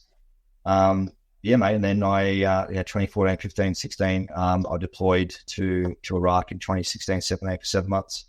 I was there as a team commander, and my job was I had 3 companies of Iraqis to train in hostage rescue. So these guys have been, fighting in Ramadi and Fallujah and doing conventional operations for all these years. And the Iraqi, the ISAF guys wanted to turn these guys into the Baghdad-based hostage rescue team. So I had the really challenging task of getting these guys who just happily just throwing grenades in a room and then explain to them that they can't do that anymore. But I really enjoyed that trip, mate. The rest of the boys from that rotation and for the next few rotations were based up in Mosul, and were really, really pivotal in the fight for Mosul, since support of the Iraqis. Mate, was 16, 17, 18, 19. Honestly, the years just fly by. What did I do after that? I did another rotation in 2016 on the counterterrorism team, this time as a sniper, as what we call a hostage rescue or a black roll sniper. So that was a really unique skill set, working in and around the civilian population, gathering information. 2020, I came back on as an assault team commander of the hostage rescue team. And then after that, I asked to get posted to the Defence Force School of Special Operations as an instructor. So it was my time to give back. So where I was the senior instructor for the demolitions and breaching courses, the post-quarter battle, and the weapons course. So I really enjoyed those last few years, mate. I ended up studying. I did a Master of Business through Defence, and it was my way of ensuring that I think I knew that I was done, man. Like I think that I knew I was ready to get out. It'd been almost 21, 22 years, and I think my body, particularly from the crash. The advice after the crash was I shouldn't wear a backpack ever again because it's going to compress my spine. I then decided to bang it in for another 13 years, and they were right. My back's fucked now, but it's still worth it. The whole idea of not land parachuting, jumping, I think I've done about 400 skydives since I got out. I jumped most weekends. They were wrong about that one too. So, I really enjoyed the last few years. I really enjoyed my time as a senior instructor, training, screening, and the next bunch of guys coming through. And I think I spoke to this about in my book, mate. I had this pathological fear about getting out because I didn't know who I was. And it sort of occurred to me one day that, if I see guys on the news banging in a different country, that, instead of, having this massive FOMO, I can take solace in the fact that there's probably some guys there that I trained. So that's my way of accepting my transition, yeah. Could also just go Mujahideen style, mate, and get out there. yourself. I'm sure you probably someone would sneak you in a crate, mate, if you wanted to. But no, mate, that's a great way of putting it. That like you're still involved by the training. I don't think I've ever heard anyone say that before, but I think that makes a lot of sense. Out of all your service, then I think you did 22 years altogether, was it? So in 22, stretch of that, yeah. Yeah, so you covered a lot of bases. What was the pinnacle of it for you? The pinnacle of it for me. Wow, these are really good questions, mate. You got to fucking prep me for these, bro. What was the pinnacle of my lifetime in the army? I'm not trying to take the easy answer here, but I don't really think I could pin it down to one thing. I felt like if I identified one thing, I'd think about this afterwards and kick myself when I mentioned the other things. But I think I will say that to cap off all these thoughts that are coming in about to answer your question, I would say that I think being part of the growth of an organisation from when I first got there to what it is now, and playing one very small part of that growth, I think is something that gives me immense pride. I think that the guys we have now in the regiment are some of the most talented, Tier 1 operators on the planet, and the reputation of the organisation and the pathway for those guys to be there right now, that all stems from, my era and the guys even before me. It was those 40-day vehicle operations in the desert with nothing's fucking happening. You're just turning rations into shit, time after time after time. But by doing so, people realise within the soft community that, hang on, there's these Aussie Commandos guys, and these guys will just drive in open top unarmoured vehicles for 35 days in helmet. They don't give a fuck, I think it was that recognition that has sort of led to the reputation of the regiment right now. Yeah, so probably that, mate, is I'm immensely proud of my contribution in that space. Great answer, mate. All right, mate. So you kind of mentioned earlier that Australia was quite archaic in the way that it dealt with wounded veterans. I know Paul said exactly the same after his kind of shark attack, and it sounds like there was a lot of catching up going on in Australia compared to especially America, even the UK. I just want to give you kind of a broad stage here, really, mate, to kind of speak about the state of both the veteran landscape in Australia and the failure of veteran organisations to kind of meet the demands and the needs. Yeah, thanks, mate. Yeah, look, I think that there definitely has been a steep learning curve in the Australian experience on how we treat veterans. I think that the Australian government and Australian defence were forced to mature very, very quickly into a modern warfighting organisation and learning lessons really quickly. And I think that what happens to veterans afterwards almost became an afterthought to a degree. We were so busy and so heavily invested, as we all were in that, during the war on terror, that the small numbers of people that were sort of leaving or injured were probably not given the consideration and the time that they should have. But I think that excuse has long expired now. I think that we have over 1,500 ex-service organisations in this country. Yet the rate of veteran suicide is still going up. And I think it's interesting too. We had a Royal Commission into defence and veteran suicide, which I'm not quite sure if it did any more harm or more good in terms of the findings. But I think it comes down to a few things. I think it comes down to the Australian Defence Force is so heavy with officers, or with star ranked or flag rank officers, being Commodore, Brigadier, or Air Commodore. And to give an example, the US has one flag officer for every 1,200 non-flag officers or other ranks. The UK model, you guys have even a better ratio, 1 to 1,500. Do you want to hazard a guess at what the Australians, how many other ranks there are for one star ranked officer in Australia? Have a guess. Well, I'm going to go 1 at 600. 260, right? So we have one of the most top 260. Yeah. So we have one of the most top heavy officer structures, in the Five Eyes community. Look, I'm no fool, mate. I spent a long time in defence, right? I know that a vast majority of the organisational structure and processes are made for officers by officers, right? I mean, the reasons why battalions and companies have certain structures is so to ensure the officer career model from sub-unit commander to unit commander and so forth, right? So, and there's nothing wrong with that, right? There's always been officers, there's always been other ranks. But I think that, particularly what's happened in the Australian Special Operation experience we had a broken inquiry into war crimes. We had, entire 2 squadron of Special Air Service Regiment that was disbanded. We had guys giving their show notice. We had the Chief of Defence Force appear on national TV saying that, after an inquiry, a non-criminal inquiry, that the wrong things were done and civilians have been murdered and all this shit. And I think that it just left a really bad taste in everyone's mouth. At the same time, the veteran landscape was hurting from a vast amount of people who were discharging with physical and mental health issues. You had an organisation being a Department of Veterans Affairs that were grossly underprepared and inadequate to effectively deal with those numbers of discharges. That nested within an organisational model that prioritised officers' careers and career achievements through awarding of, distinguished service medals and distinguished bars to crosses. And it's like, whenever I see a senior officer with some type of award, I just think that's just whatever. Every one of you fucks gets that, And so you have this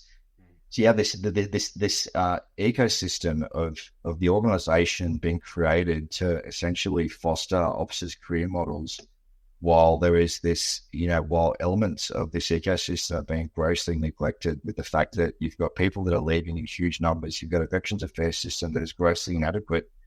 And you've also got all these ex-service organisations that don't actually provide support to people that they need. So I almost created a bit of a perfect storm, where the inevitable happened, which was high amounts of suicide, systemic lack of trust in defence. And I think the effects of that are still playing out. I don't think we've quite gotten it right. But within the Australian experience, a whole bunch of our ex-service organisations, instead of being full of people who have true altruistic intention to want to help other veterans, it becomes a way for officers to network in their post-service career to get themselves better jobs and network for their civilian jobs. So you can say, now I'm not saying this is the 100% the case all the time. I'm being really general here for the sake of brevity, but I'll be happy to argue with anyone who had a counter narrative if you had the correct platform and time. But I can tell you right now, having worked in this space and invested in this space, I can say that I think the way that veterans were treated, within Australian Special Operations Command was abhorrent. I think that the complete abdication of all responsibility by officers and pointing the fingers at the workforce at the coalface who did most of the heavy lifting for these people to get their awards and citations, I think was also disgusting. And I think the effects of that are still playing out. So they disbanded the unit. Did all the officer chain who were overseeing that, did they all hand back the awards and ranks and everything that they gained from the back of those deployments? No. So after significant public pressure, I think there were some people that were removed their awards, but the people in key positions, whenever stripped of their awards and citations, and that's just, I think it's become, and this is the good thing about platforms like this, mate, the days of listen to mainstream media as your only source of news is done now, through podcasts and other mediums that, every single person, regardless of who they are, have the ability to reach a wide audience. So I think that a lot of the shit that defence and governments have done in the past, they just can't get away with anymore, I think it's pretty well known that there is a distinct amount of lack of trust in mainstream media right now, whether it's you're talking about the political spectrum or what's going on with the UK. Whenever you have someone that stands up and says, hey, we need to have a look at migration here, all of a sudden they're fascists and they're racists. And I mean, it's just insane, right? And so I think that the platforms like this, mate, are really important. How is it like, because I'm sure I'm not the only kind of Brit or American or maybe even other nationalities listening who finds it like almost mind-boggling. Because whenever I think of, I mean, my views on Australia have definitely been shook a lot the last 5 years, right? There's the government stuff on one side, but like just keeping it focused on veterans, one of the things I've always kind of admired Australia is the reverence that there is for the Anzacs. And Anzacs Day seems to almost hold like religious isn't the right word, but that kind of a massive significance beyond the day. And when I heard about how they were going after veterans and stuff in Australia, it really kind of like took me by surprise, to be honest, because I just felt like the relationship between the nation and the troops was one of kind of unwavering support. And I don't want to say, I don't want to say that any army is beyond wrongdoing. I've seen people doing things wrong myself, and I still hold the British Army in very high regard, right? So it's not to say that whatever our troops do is right and mistakes can never be made and actions are always justified and things. But it seemed to be that there was not just a willingness to look into these things, but when someone's almost already decided what the conclusion's going to be, and then, if it's like the old witch trials kind of things, right? It's like, right, we'll dunk her in the water, and if she drowns, she's innocent, and if she lives, she's a witch kind of thing. But one way or another, we've decided that this person is fucked. And for looking from the outside, it kind of felt that that's the way that they were going after you. Obviously, we see it in the UK a bit with Northern Ireland veterans as well. They're just reopening all of that shit again. I kind of waffling here, mate. I definitely am waffling, but I guess it's what did you guys see that come in, or was this as much of a shock to you over there as it was for us over here? Look. I suppose I just want to say that my intent here is not to be the all victims, all veterans are victims, and the evil officers are the ones that put that certainly is not my narrative, right? And I just realise that's probably how it comes across. I think the podcast and stuff that I've done all seems to meld into one, right? So I'll say this, right? I will say that I think veterans themselves need to take some ownership here, right? I think that the Australian government recognised the term veteran as to be anyone who serves 1 day of full-time service is now a veteran, right? So if you did 1 day of basic training, you are now classified as a veteran, and you can apply for entitlements with the Department of Veterans Affairs. So I think that was a catastrophic failure to just open up the floodgates, and it created this welfare state for veterans, right? Now, I think that in how we treat veterans, there needs to be an element. There's this whole egalitarian approach where everyone's a veteran, everyone's done the same thing. Yeah, that just doesn't fucking fly with me. If you spent 6 months away from your family and you were in the Ordnance Corps and you were working in the desert in the hot warehouse, but 12-hour shifts for 6 months, making sure we all had our stores in the front line. Hey, that's fucking awesome, man. Like, that's a shit job, and you've worked hard. You spent 6 months away from your family, and you provided valuable service. You had a key function. It wasn't kicking indoors, but hey, if it wasn't for you, we couldn't do that. Does that make sense? I think everyone deserves recognition for their contribution to what they do, spending time away from their family. But what I outright refuse to acknowledge is that person's service in terms of risk, whether it be physical or psychological risk, comes anywhere close to the guys who are actually on the ground, who are being shot at, who are exposed to risk. And I'm talking real risk, every single day. And I think that the dissolving of the warrior culture in Australia for the sake of an egalitarian culture where everyone is viewed as one after the war's finished, when we're not actually doing anything, I think has been a catastrophic misjudgment by the Australian government. Second to that, I will say that I have a disdain for most veterans, in Australia or otherwhere, because the whole idea that a veteran is this fit, upstanding young gentleman who served his country and has suffered the horrors of war. It's like, well, okay, let's be fucking honest here, people, right? The average 23-year-old paramedic sees way worse shit every single week on the streets in the back of your ambulance than 99% of veterans ever have. Yes, the experience of a veteran of a soft operator in Afghanistan, that small period of time in his life, on that 3 or 4 month trip, 3 or 4 month deployment, a couple of times in his life, may have been more intense. And I'm certainly not saying that, treating someone in downtown London is the same as being shot by the Taliban, but you're talking about trauma and who deserves what. Why are veterans the ones that I feel so entitled? Why is there an entire government department dedicated to veterans? And why is there not one from first responders who arguably provide more function and more security to our family back home. And the whole idea that we're in Afghanistan, protecting our country, yeah, okay, maybe in some third proxy way when it comes to diplomacy and national security, building relationships. But I didn't once think that some fucker in Oregon province was going to be conducting an assault in downtown Sydney. I don't think anyone did, right? But our first responders provide that function every day, So that's a really long-winded response, mate. But I just wanted to round this part of the chat off by saying that, yes, I think there are systemic failures, and I think that what Australia has done is probably not ideal, but I also blame veterans a lot themselves, mate. This being a victim and being this, I need a DVA handout, and what can I get from DVA? It's like, why don't you take some fucking agency over your own life and career? And before you transition from defense, what have you done to prepare yourself? You're an adult. What have you done? Have you studied? Have you looked for a job? Have you future-proofed yourself on your post-service life? Or do you just want to tell fucking war stories and keep your hand out for the next 20 years? And I think you'll agree, mate. I'm sure the experience in the UK is very similar to some degree. There are a lot of people who will happily play victim, but don't take any responsibility for their own actions. You're a fucking soldier in the Australian Army. You're a soldier in the fucking British Army.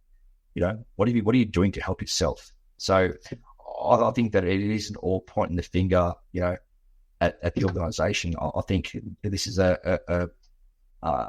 this can be a complex issue, mate, and it requires a holistic solution. It isn't just simply governments do better. Yeah, I mean, I think governments should do better. I also think that expecting governments to do better is, I'd love prime 1990s Pamela Anderson to walk in this office right now. It ain't gonna happen, and I think just expecting anything like that, I think, and a lot of it is done this way, should be, like you said, you got to help yourself and you've got to help each other. It's the old, nobody's coming to save you. You've got to do it yourselves. And I think there is a lot of that kind of going on. I just want to come back to this idea of defining what's made the veteran, what makes a veteran, because I do think like that definition, I do feel has definitely shifted in my lifetime. I used to think of veterans being like, if you served in the Second World War, you were kind of a veteran. And I actually read a book by a First World War soldier recently, and this bloke was talking about how, and I've read Second World War guys saying the same thing, that they felt weird being called veterans because they're like, well, yeah, I only did 4 years. Now that 4 years might have been the First World War, the Second World War. But they're like, but they're like, yeah. So it's like, yeah, you did 4 years, mate. You also went over the top fucking 30 times. But they'd be like, yeah, I don't feel right being called a veteran because, in my day, a veteran was a guy who'd done 30 years with the colours or whatever. So there's definitely a change in the thing. I've got to say, I like the idea that if someone did 1 day of basic training, they're a veteran. I do feel that is mental. It is. Yeah. Your state of mind, your operating system, the way that you work as a human being has not changed after 1 day of being in. No, absolutely right. It has. Absolutely right, mate. And I think that was a pretty serious miscalculation from the government about how they designate veterans, and these flood of and of course what happened after that, they had a flurry of claims from Veterans Affairs, thousands of claims. And the Royal Commission pointed the finger at the Department of Veterans Affairs and said there's this massive backlog. And well, Alan, how do we have more people that are applying for DVA years after anyone's ever fired a shot than we did during the height of the war on terror? Like, how the fuck does that work out? That's a bizarre one, mate. Anything else you want to say on that, mate, before we kind of move on to the next topic? No, I think I've said enough, mate. Yeah. All right, mate. Right. Well, what I really want to ask you then is the reasons behind writing the book. So sure, what was the kind of driving force? Mate, look, I suppose that firstly, it was I never intended this to come out as a book. It was, I was always interested in journaling and writing things down, and I had a whole bunch of stories that sort of never went anywhere. So, when I transitioned to defense, I thought, well, maybe I'll pull out some of these diaries and sort of see what I've got, and like most things I've started in life, I started, then I get bored and kick it out touch. But what I found was this collection of stories that, started to come together, and I started writing. I reached out to a friend of mine who's a journalist, and I said, "Hey, look, mate, do you think this has got married?" He put me in touch with a publisher, and and Bob's your uncle. But the main reason was, mate, I think that so many books in the military genre that I've read, I just didn't really like them. They were all this self-grandizing, self-inflating talk about how they did nothing wrong and they were switched operator. This is mainly the Americans. Americans are fucking horrendous at this. So America do better if you all win the war yourselves. You look at some of the interviews from, the sheriff of Baghdad and Tim Kennedy. I just don't understand how all these years these people got away with this shit. Like, because 2 minutes to listen to this person, just think this guy's an absolute fucking flog. So a lot of these books I read, mate, I just didn't like, because I'd sit there and read a chapter and it's like, this bloke is absolutely kidding himself. There's no way this is true. No, what is it actually like? And a lot of them became really surface level. Went there and we did this. But what I'd never got from the book was, what was it actually like? How did you feel? And particularly within the special operations genre, all these guys, it's like, I'm reading these books, I'm like, holy shit, this guy did 25 years in the army, never made a mistake. If that's true, he's the only person I've met, because I've made a career out of fucking up, So I wanted to give a reader the real experience about what it's like, and to portray to people that, if there are people rather that are thinking about a career in special operations, I think you are doing them a disservice by making yourself sound like this superhero archetype that has never done anything wrong, is the smartest and fittest. And it's like, that just isn't the case. I've never been the smartest or the fittest. I just really wanted to do this job, and I was lucky enough to get a chance to do it. So I wanted to make sure that the book was authentic. And I think language is important too. There's some books about Australian soldiers, there's not one swear word. You ask anyone when it comes to Aussies, they have new pommies about, what our language is like. It's, foul language is part of the business, right? Particularly as a infantry soldier. So I'm reading these books to have this clean, polished language. I just didn't buy because it didn't seem authentic to me. So I wanted to make sure that the book was authentic, and it was my experience. And I wasn't designed to be a history book, but I wanted to give a reader what it's like to join the army, on 9/11 and spend, 22 and a half years doing a job that he loved. But more importantly, I wanted to highlight, the remarkable organisation that I spent most of my career in, being the 2nd Commando Regiment. I think the story of growth from an organisation who was stonewalled and ostracised at every turn, that's grown into, one of the world's most premier direct action hostage rescue special operations. Yeah, so I think it's remarkable, and I was very privileged that I could play a small part of that. So I wanted to make sure this book served as the first contemporary book by an operator. I'm not an officer, so we call officers tourists, because they do 2 years in the troop and they go on to their career. Whereas, we are the stakeholders. We spend a lifetime in the troops. We just do 2 years for our particular box in our career, officer career part. So this is the first book by a senior NCO from the regiment who's not an officer, who's not a support staff member, someone who just spent 7 years in the coalface. So that's the other part I want to make sure of it in writing. Yeah, I think there's a really importance in, there's histories of events which are important for, like, we had that quote from the what's his name, Heracles, was it? Or Heracles, yeah. Heracles 3,000 years ago, and it's important to know what the battles were and where they were happened. But I totally agree with you, mate. I think there's a massive importance in knowing what. To me, it doesn't matter if there was a battle 3,000 years ago. If I don't know anything about who was involved, who were the blokes, what were they like, and I think we need books like that, and I think we need them to be raw and written as it was. The quote unquote warts and all accounts, mate. Did you have, being from the Commando Regiment, did you have difficulties with getting that through, I guess, did you have challenges officially that were trying to change what you were saying and how you were saying it? No, mate, because like I said, I know what I can say and what I can't say. So there was nothing that needed to be taken out because I didn't put anything that shouldn't be there in the first place. So I think the editing process was from defense was basically ensuring that there was nothing classified revealed, which there isn't. Elements that I could have explained in detail, I made it really general. And for the average reader who's not a military person, more acronyms and more concepts don't really add to the story. So I tried to keep it as plain as possible. I mean, but it's a military book. There's a whole bunch of acronyms in there, right? But defense did vet it. I wanted to make sure that I brought defense in the journey. This book's a good news story. I'm not saying I'm a victim. I'm not blaming anyone. I'm simply telling my story. And I look back on service with nothing but fond memories. So, in that sense, I think this is a book that could be used by defense as a recruiting tool, but not necessarily as there's another whinging victim veteran talking about how he was hard done by, which is certainly not my intent.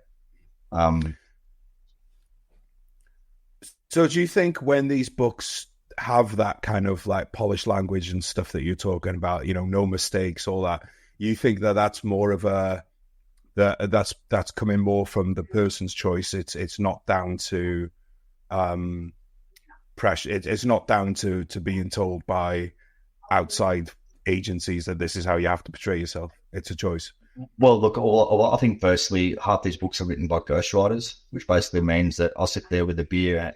I'll sit there with a beer and someone else writes your story. So it's really hard to communicate your authentic self when someone else writes your book. So I wanted to make sure that mine was not ghostwritten. I wanted to write it myself. That's the only way I could take complete ownership and agency over language.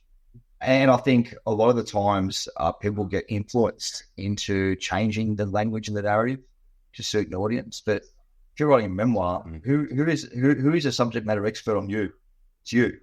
Yeah. Hey, look, if you don't have the time or capacity, you can certainly get someone to help you put the words together, which is fine. I have nothing against that. But in my experience, speaking to people when they use a ghostwriter, an element of authenticity dissipates with the ghostwriter. Some guys have managed to do it, but I'm not. That's something I do not want to risk myself. Yeah, no, I totally agree, mate. So I guess, well, before I ask the final question, mate, is there anything that we haven't touched on that you'd like to put in? No, I'm pretty happy, mate. All right, mate. So last question: would you do it all again? 100%, mate. Absolutely. I'm a strong advocate into, like I'm 41 years old. I'm turning 42 this year. I see books and seminars and resilience all the time. I don't think resilience is something that you can learn from reading a book or attending a seminar. I think that, you have to go through tough times to come out the other side. As the saying goes, if you find yourself in hell, keep going. I think that on the other side, you'll find that you're a better person. And I think that comes down to whether it's, in the military context or in life. I think that it's very easy to get down, but, there is always another side to it. And the reason I don't regret anything, mate, is because I am who I am today from my experiences, the good, the bad, and the fucking ugly. So if I was to say that I regret something, I could change back time and do it differently, I wouldn't be here right now. So I really have zero regrets, mate. And I look at my career, we did nothing but fond memories. I mean, would I like my friends to not die? Well, of course, right? I mean, there's things that are not ideal, but I think that, constantly looking back, I think means that you're taking a step forward in the right direction. So I have nothing but fond memories, mate, and I have zero regrets.